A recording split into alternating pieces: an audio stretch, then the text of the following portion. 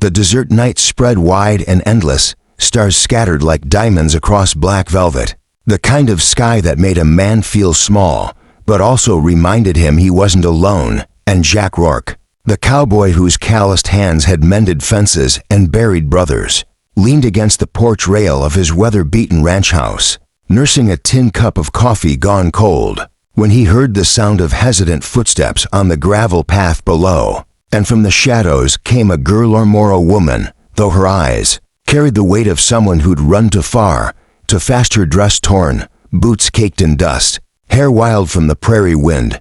And though Jack's first instinct was suspicion, the revolver at his hip reminding him the West rarely offered guests without danger, there was something in her trembling hands, the way she clutched a worn satchel against her chest, that made him soften, and he asked low, rough, "You lost, miss?" "Ain't much out here but cattle and coyotes," but she lifted her chin even through exhaustion and whispered, "I just need a place to rest, sir, somewhere safe, just for tonight." And though her voice was quiet, it carried that edge of desperation Jack had heard in men dying on battlefields, in women burying children. And without thinking he opened the gate, gesturing her up, saying, "Well, you can sleep on the porch if you're set on leaving early, or you can sleep in my bed if you're needin' something softer." The words half teasing, half serious, the kind of thing a cowboy says without thinking. But the silence that followed made him swallow hard, for she didn't laugh, didn't scoff,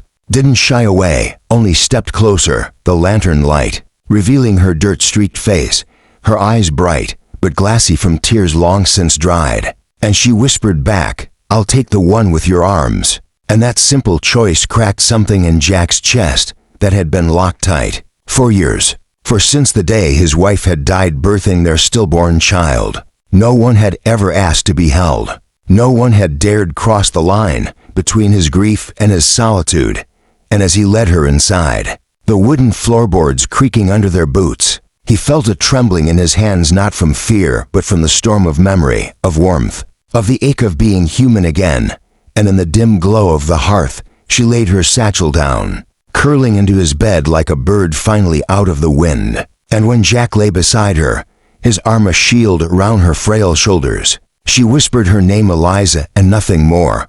But it was enough to make him vow silently that no matter who or what she was running from, this porch, this bed, these arms would be her refuge, even if the West itself came howling to tear her away. The morning sun crawled slow across the plains, spilling gold over the hills and setting fire to the dew clinging to the tall grass. And Jack woke with Eliza's head resting against his chest, the soft rhythm of her breath, a song he hadn't known he'd missed.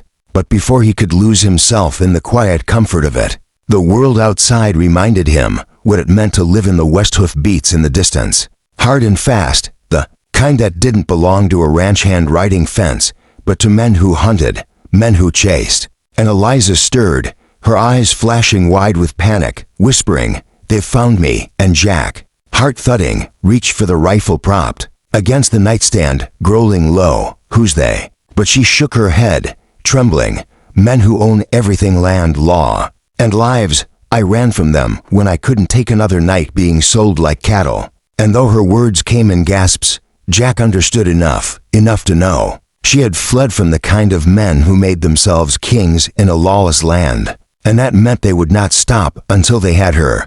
But he also knew this ranch, his land. His life had been nothing but empty wood and dust until last night. And no man alive or dead was going to drag her back while he still drew breath.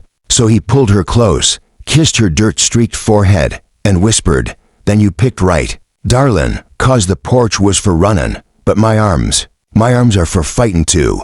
And with that he stepped out into the rising sun, rifle in hand, hat brim low, the kind of figure the West itself etched out of hardship and grief. And when the riders came into view, 5 of them, guns at their sides, smirks sharp as knives, Jack planted his boots firm in the dirt, every inch of him screaming he would not move. And behind him, in the doorway, Eliza stood with her satchel clutched to her chest, her eyes burning with fear and something stronger, hope.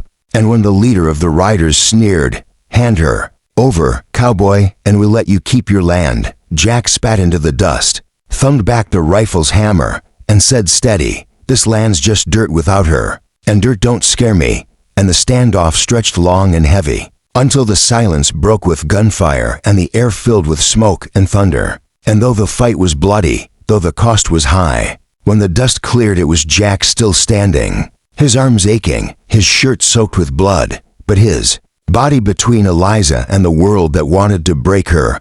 And as she rushed to him, tears streaking her face, whispering, "You'll die for me," he pulled her close, rasping, "No, darlin', I'll live for you." And in that moment the prairie seemed to sigh, the wind carrying away the echoes of gunfire, leaving only the quiet promise of a man and woman who had found, against all odds, a reason to keep fighting, to keep holding on. And if this tale stirred something in you, if it made you believe that even in the hardest, loneliest stretches of life there's still arms strong enough to carry you through, then ride with us again. Hit that subscribe button, partner, so you don't miss the next Wild West story of love, grit, and the kind of choices that change a life forever.